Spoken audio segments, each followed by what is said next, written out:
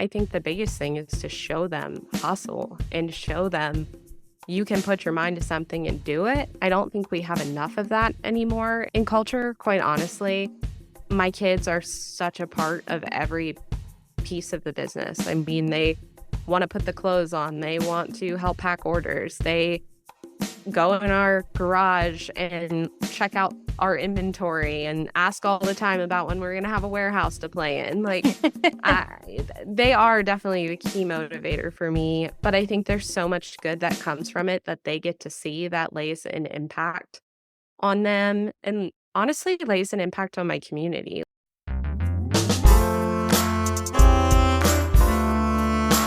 Welcome to Stress Free Solutions with Sarah. I'm your host, Sarah Elise, a stress management and fitness coach, advocating the world to trust their gut more often.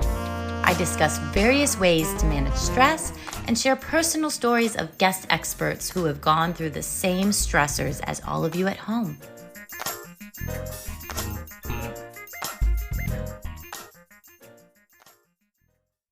Hey there, super moms of the universe. Let's play a game called hide and seek. No, not with your kids or that mysteriously vanishing left sock. It's time to seek out you in the everyday hide and seek of life. Introducing Mastering the Soul System, a 12-week journey to reclaim your time and energy. This course is your gateway to finding balance, energy, and joy in every aspect of your bustling life. Picture this, 12 weeks where the words mom and mayhem don't always go together. Rediscover yourself with every breath in our Soulful Mind Weeks. Sing out loud in the shower or car, off-key is absolutely fine, and dance during our Soulful Body sessions, and embrace the quiet whispers of your heart in our Soulful Spirit adventures. It's about time your spirit got a front row seat, don't you think? Join us on this journey. Embrace the harmony between being a dedicated mom and your personal aspirations. Mastering the soul system, because darling, in the noise, find your silence. And maybe, just maybe, a bit of that elusive thing called me time. You deserve to thrive, not just survive. So come on, slide into our world at www.livewellenhanceyou.com/soul system. Your journey back to you starts now. Maddy Fero is the founder of Little Rad Things, a kids' clothing brand specializing in ethically sourced, vintage-inspired apparel for boys. Her journey into children's fashion began in 2020 when she taught herself to sew as a creative outlet during the pandemic. Little Rad Things is dedicated to high-quality materials, ethical production, and encouraging families to embrace every radical moment of childhood. Since launching in 2021, Little Rad Things has grown to serve over 30,000 parents, and its designs have been spotted on the children of various motorsports professionals. The brand continues to expand, transitioning to being fully American-made by summer 2025. Its success is fueled by a passionate community of parents who believe their children can create positive change in the world by doing rad things for others. Maddy's style for the brand blends her family roots and love for motorsports, inspired by a fun fusion of 1970s fashion and racing culture. From 2013 to 2016, Maddy worked as a spokesmodel for NASCAR, where she met her husband, David, a mechanic in the Premier Cup Series. Looking ahead, Maddy's excited to continue innovating and growing Little Rad Things. She remains committed to offering apparel parents are proud to put on their children, while staying true to the brand's core values of honesty, quality, and sustainability, and creating job opportunities for American workers. Maddy, I'm so thrilled to chat with you today. I have clients who have boys, and they have told me it is so hard to find fun boy clothes. So I'm really excited to expand their knowledge about your brand. Well, thank you so much for having me. I'm thrilled to be here, and I'm always grateful for the opportunity to share my story, my mistakes, and hopefully inspire somebody to go after their dreams. Yeah, I mean, it's so cool that you took the pandemic as an opportunity to learn a new skill. Why did you decide to start to sew? Yeah, so it's kind of a weird story. I don't know. I love how gracefully you said that I took it on myself to have a new skill because really at the time I viewed it as a stress outlet. I was working during the pandemic for a fitness franchise that was across the nation. And I had around 70 franchise partners whose locations had to close.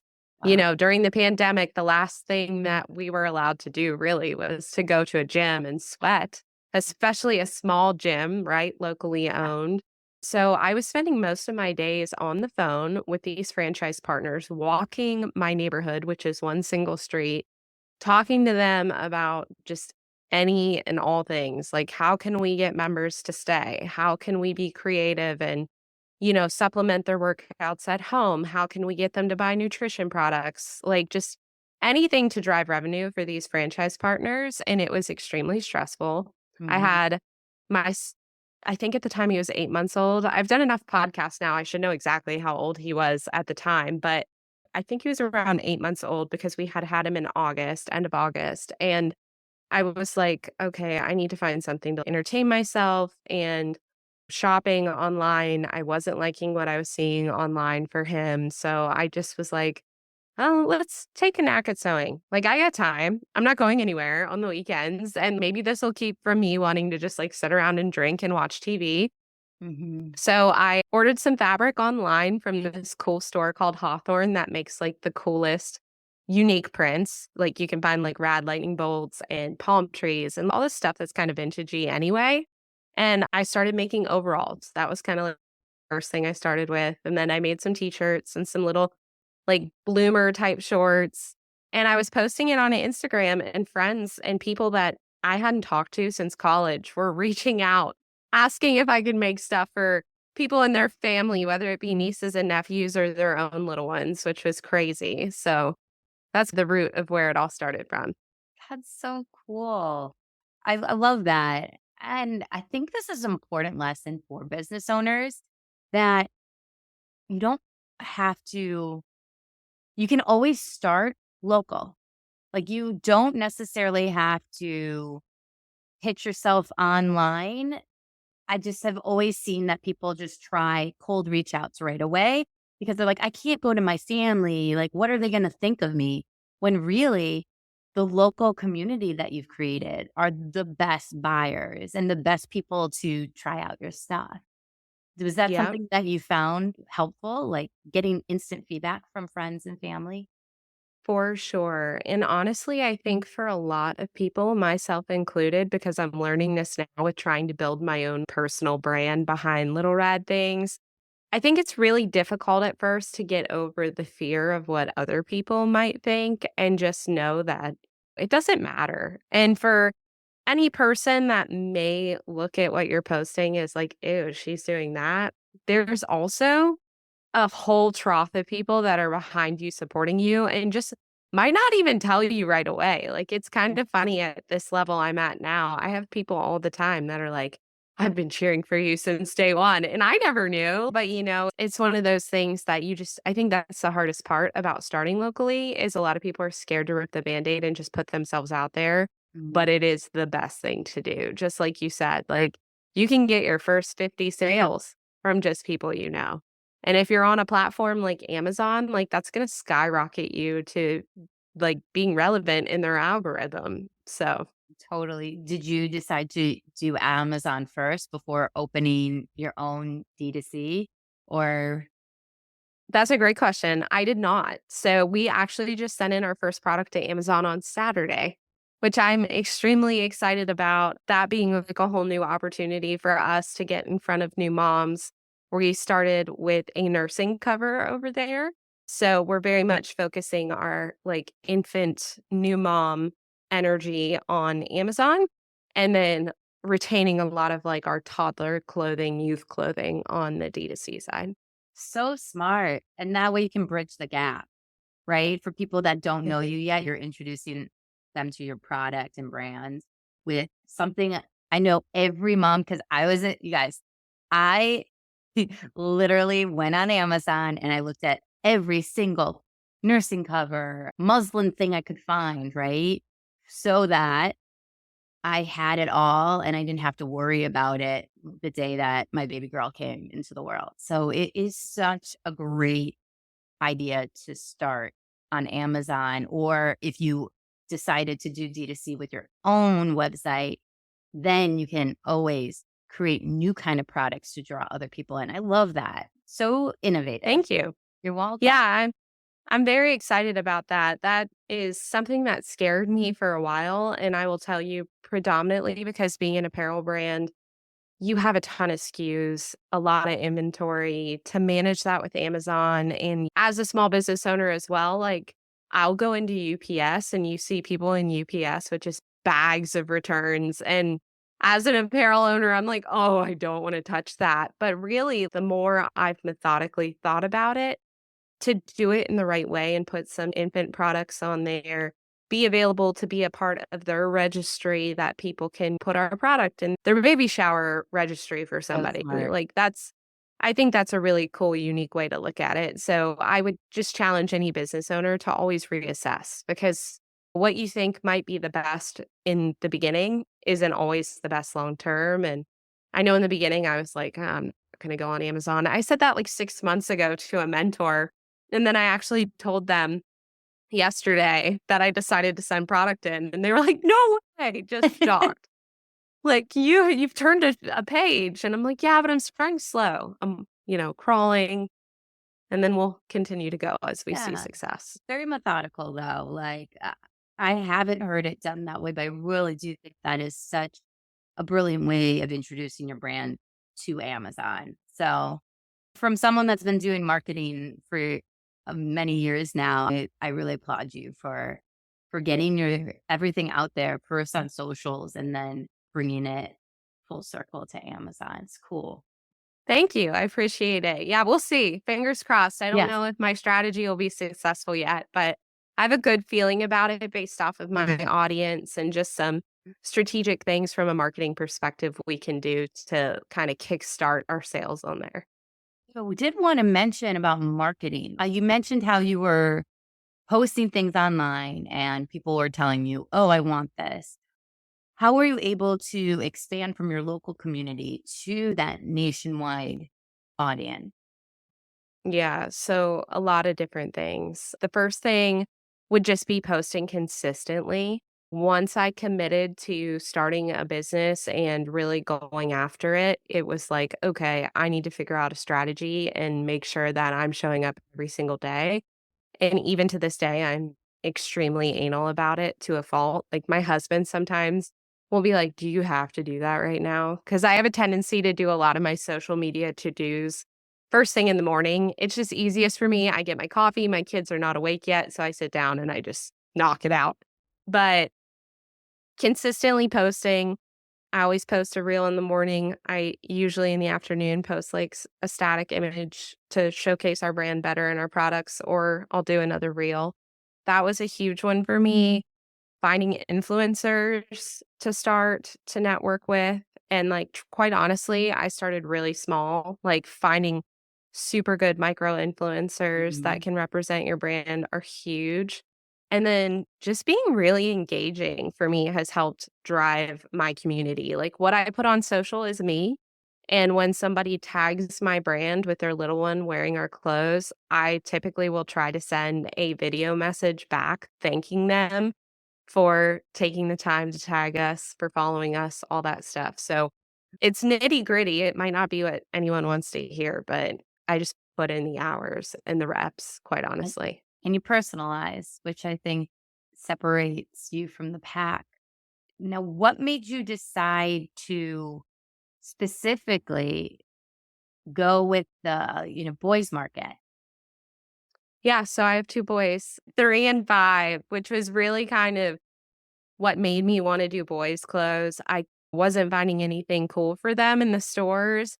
However, when we first started Little Rad Things, I will say we started with screen printed t-shirts, so they were very unisex. And then when I decided to learn manufacturing and do our first full manufactured run, I wanted to manufacture a really cute swing dress because I was like, if I had a girl, I would wear this thing. This is so cute. And the patterns for girls, like when you're sewing, when you're teaching yourself to sew, there's a lot more patterns for girls than boys. Go figure.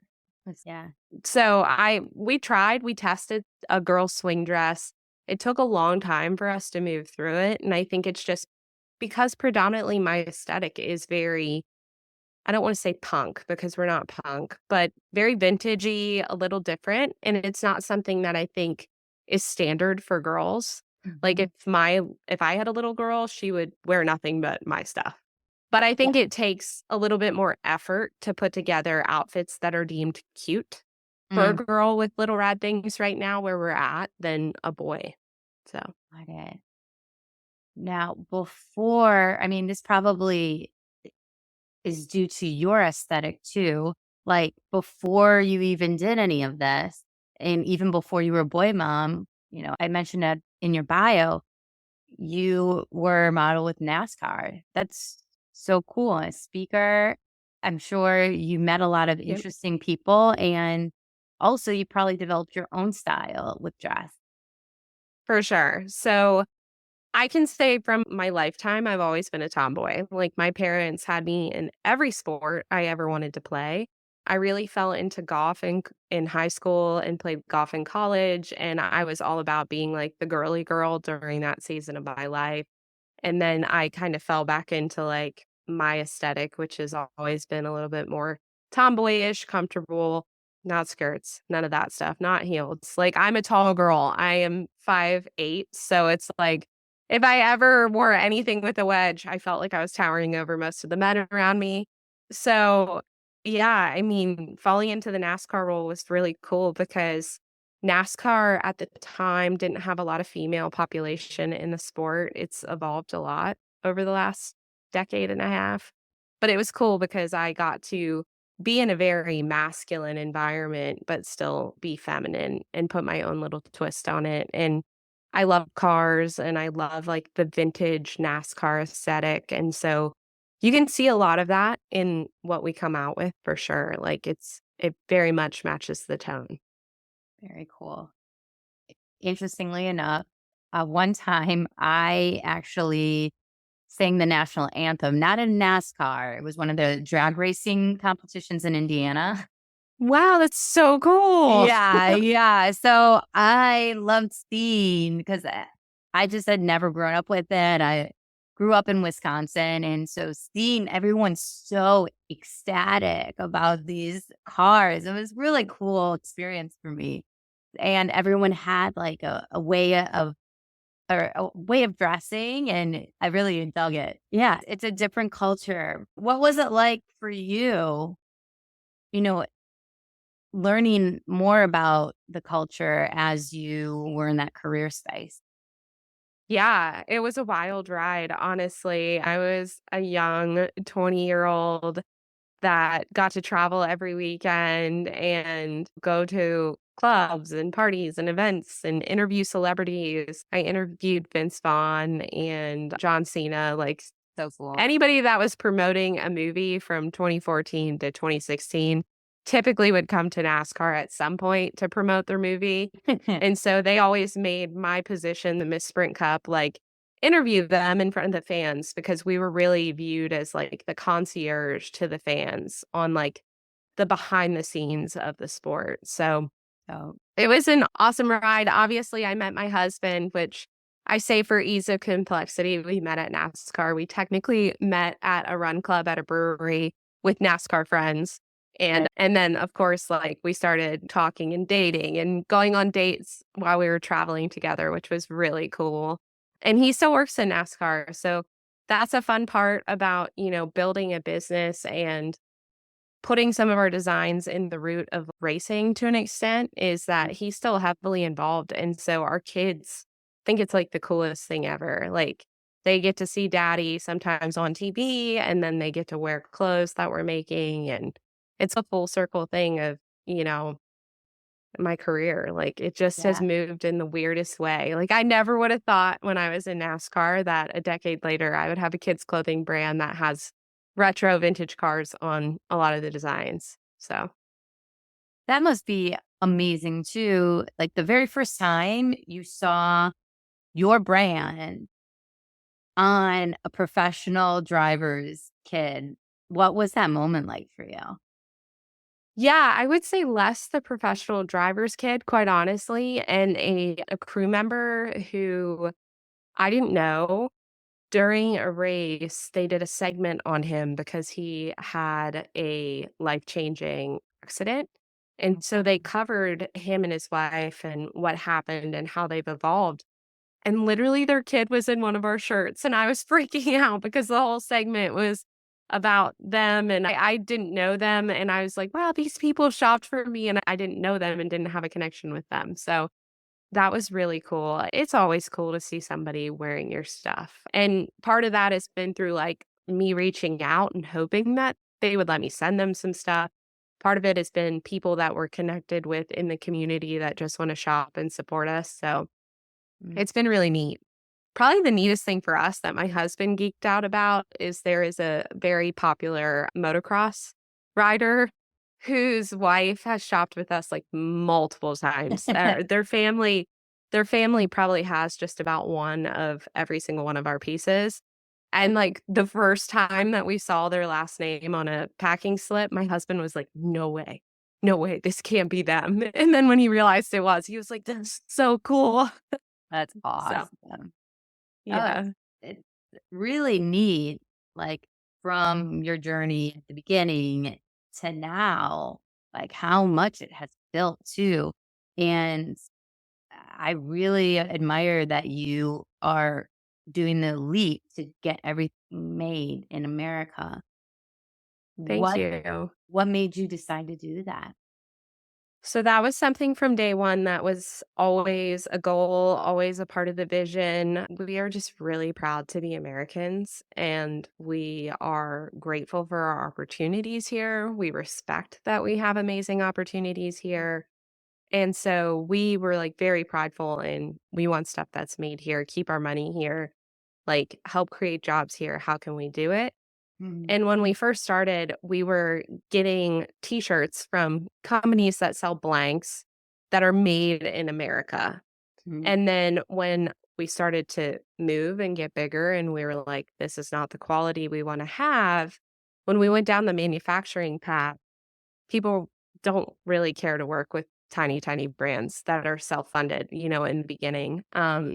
So we did pull our manufacturing to overseas, but I'm a big believer in, like, higher power things playing out in my life, and we happen to have a manufacturer try to open a clothing extension of her business 30 minutes from where we live, and this was 2 years ago in 2022, and we were still pretty small, and I shot her an email, found her on LinkedIn, and was like, "Can I please meet with you? I run this clothing brand, and I wanna meet." And she's honestly an amazing person. She was like, "Sure, I'll meet with you," and we met, and I think she was like, "This is cute.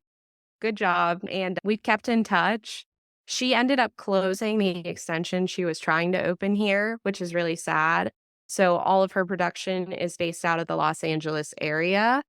But we've kept in touch, and this year she was like, "Wow, okay, this is serious. Last year you 10x where you were. This year you're already gonna 2x. Like, let's partner, let's figure out how to do this so that you can continue to grow." Because one of the other things with manufacturing that's really difficult is a lot of these manufacturers, unless you know to set up terms with them that can help your cash flow, you're paying a lot of money upfront and you're out a lot of capital to be able to carry the inventory. So one of the things that's been amazing is not only is she willing to help us bring production here and create jobs here and sustainability here, she's also willing to like work with us on those terms, which is incredible. So amazing. Yeah, yeah. it's once again, it's that connection piece. You personally reached out, right? And building that relationship, then she thought of you. Yep, absolutely. And, you saying that actually just made me have a moment of self-reflection. I've had a lot of that happen in my life, and I could tell numerous stories of that happening. Like, I as a high schooler, like, had a vision that I wanted to be a college athlete. I played golf and I worked my butt off and I sent notices out to school with my highlight tapes and I made it happen. And then in college, I wanted to intern at a national news network and I made that happen. And I wanted to work in NASCAR. And I think a lot of what goes into business ownership and success really is like vision casting. And you hear some of the biggest people that are out there say that. Very grateful for all of it. And it doesn't mean it's easy. You know that too. Yeah. So, No, I started this podcast in 2020. So I just wanted to connect with people and learn about them. At first, it was just my friends. So I was connecting with some of my friends that would never in a million years speak to the audiences, to the masses and share. They're too humble, right? And so hearing their stories and also some of their business journeys, that was like so inspiring and it connected me with them on a different level. And over the years, it's been about hearing that hero's journey and what they're bringing to the community. So I love chatting with you about your journey and like hearing what you did before and how you got there because you just have a hustle in you, girl. And it's so impressive. I love it. thank you. Well, Probably a twinge of crazy for sure. And you it's have to be a not, little bit, right? We you all have to be do. little to, to pursue entrepreneurship, but yeah. You do. And I think the biggest thing is just like putting yourself out there all the time, willing to just constantly pivot and move and hustle, Yeah. literally hustle. Mhm. So there are many hurdles as a business owner that we face. Obviously, what you just shared with me, that was a hurdle. Was there one that almost made you completely stop? That is such a tough question. I've had one specifically that was really upsetting for a day. It was a feeling that I, like, never want to feel again, but I've never had any that have made me completely stop, and I think that's because I am truly so fortunate. I have a partner that, like, believes in me through and through, and he is like, "There is no quit. There is no such thing as quit." Outside of when I had our second son and I had already started Little Rad Things, I had planned to take this very powerful marketing job with a startup that was VC backed. And in my first week, they kind of pushed me to come in early. And within my first week, I was on a call with like one of the founders, and my newborn was with me. And the founder didn't look too pleased that the newborn was with me at like 8 weeks. And after that first week, I was like, "I don't know if I can do this." And my husband was like, "Quit. Just quit." That's the only Yeah. time he's ever backed me to quit something.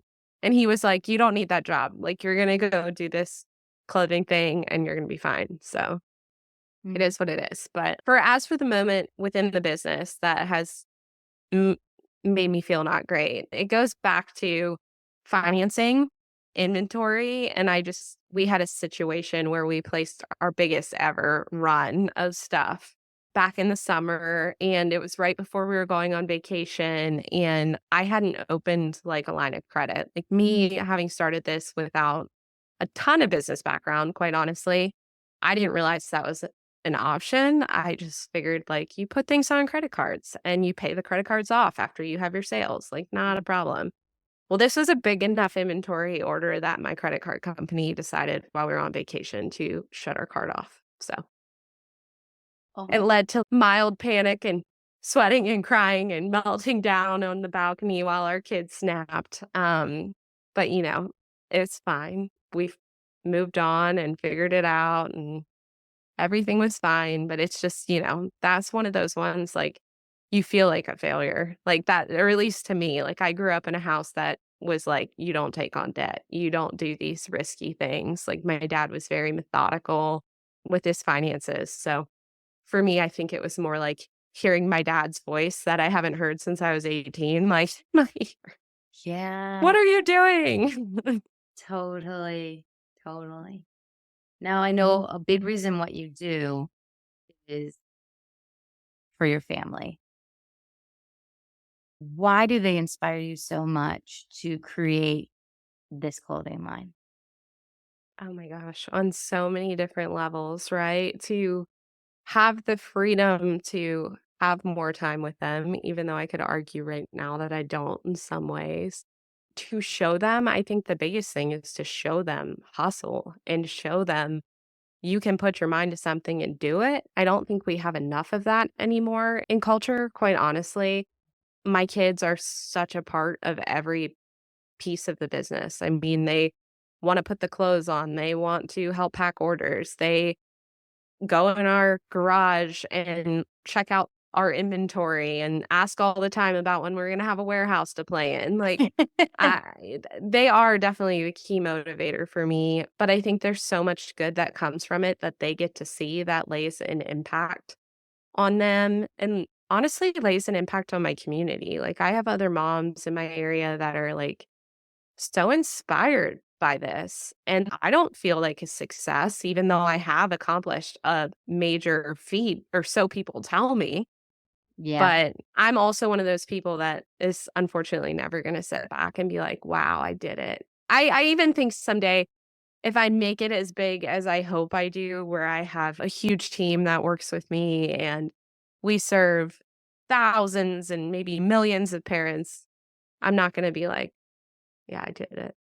That's just not who I am. Would you say that's imposter syndrome or like what do you think in the back of your brain holds you back from saying, "Wow, I did it"? I would say probably just the never feeling like I've done enough. I don't know. I grew up with a dad that was, I don't wanna say harsh, like, my dad was amazing. I think he just always had really high standards for me, and I was the child that didn't have things come easily. My brother, could, like, not even try and be a straight A student, where I had to really, really work hard to get Bs, and my dad was an educator, so it was, like, kind of expected that I achieve a high level of success all the time in school, so I think for me, that's probably a lot of it, is having grown up with that as a foundation. It pushes me. Well, I know that we're meant to connect and collaborate even more in the future. You're absolutely incredible, and I want us to stay in each other's worlds. Like, this has been such a fun conversation. Do you seriously need to check out the clothes? I wish I had a little boy right now so that they could wear it. So, just wanted to throw that out there for you. Just a side note, but yeah. Thank you. I do have one girl model right now whose mom is wicked talented at styling because she reached out to me, which I was, like, so bummed about. Like, she takes the coolest photos, and her little girl, if you ever need LRT outfit inspo for a girl, like, she pulls together the cutest things with her clothes. And I'm like, "Ugh, I would dress my daughter like that if I had one. That's Maybe all. one day." Yeah, definitely. Well, I always like to end the interview with this question because stress comes into our life so often, but we also learn so much from it. So, how has stress saved your life? Ooh, that is a wonderful question. I would say that it has saved my life by challenging me to work harder and dream bigger. I think that we always carry some weight of stress, but I'm glad that my stress is pushing me to be a very high achieving individual because you could look at stress and you could cower and back down, and that's not the avenue that I take. So that's where I appreciate stress. It challenges me and it makes me a better person on so many different levels. Amazing. Maddie, thank you so much for coming. And I want people to be able to find your clothes and connect with you because you're the one behind the brands. So, how can they do that? Yeah, of course. So we are littleradthings.com. That's our website. And then you can find us on social media at the Little Rad Things. Or if you want to reach me directly, it's at Maddy Fero. And I'm always happy to help anyone in terms of business and, chat. Incredible. Well, thank you again, Maddie, for coming on Stress Free Solutions. And everyone, remember to be kind to yourself on this self love journey. Take care.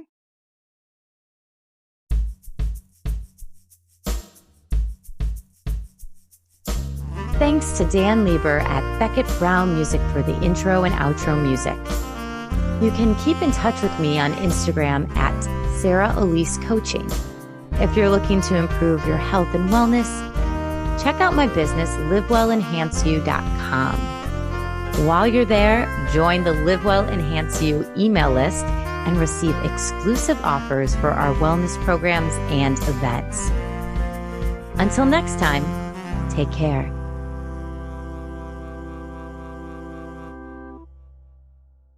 Marketing is hard. But I'll tell you a little secret. It doesn't have to be. Let me point something out. You're listening to a podcast right now, and it's great. You love the host. You seek it out and download it. You listen to it while driving, working out, cooking, even going to the bathroom. Podcasts are a pretty close companion. And this is a podcast ad. Did I get your attention? You can reach great listeners like yourself with podcast advertising from Libsyn Ads. Choose from hundreds of top podcasts offering host endorsements, or run a pre-produced ad like this one across thousands of shows to reach your target audience in their favorite podcasts with Libsyn Ads. Go to libsynads.com, that's LIBSYN, ads.com today.